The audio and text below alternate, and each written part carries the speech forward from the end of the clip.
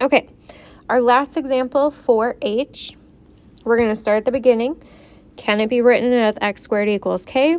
Nope. Then can we factor out a GCF? 2, 8, and 2, those are all divisible by 2. So we can factor out a common factor of 2. That'll leave us with x squared plus 4x plus 1 equals 0. With this, if you are wondering where did I get these numbers inside of the bracket, you are just going to take all of these and you're dividing it by 2 because we're taking that 2 out as a factor. So 2 divided by 2 is 1, so we have 1x. 8 divided by 2 is 4, so we get 4x. And 2 divided by 2 is 1, so we get 1. Then again, only because this is an equation are we allowed to divide by 2.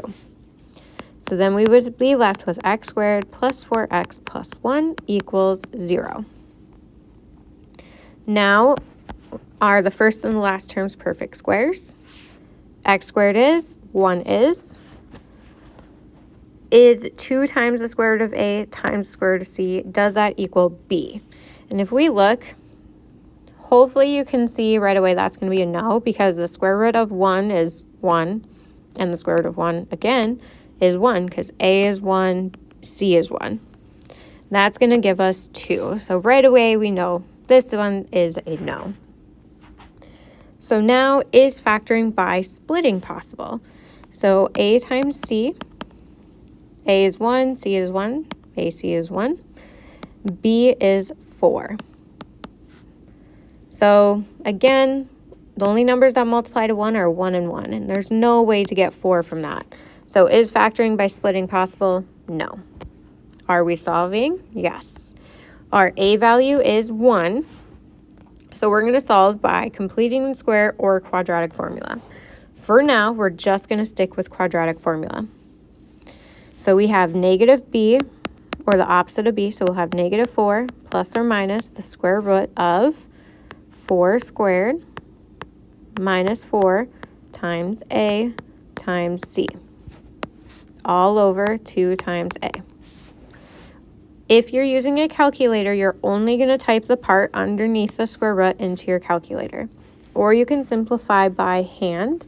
This one we would end up with 16 minus 4, and that ends up equaling 12. So we'll get x equals negative 4 plus or minus the square root of 12 all over 2. Don't forget to check if you can simplify your square roots. So we would have 2 and 6, and then 2 and 3. So this square root can be simplified into 2 square roots of 3. So we'll have x equals negative 4 plus or minus 2 square roots of 3, all over 2. With this one, you do want to double check, are there any common factors we can factor out from all of the coefficients or parts in front? This one, all of them are divisible by 2, so you should simplify to get negative 2 plus or minus the square root of 3, and that would be our final answer.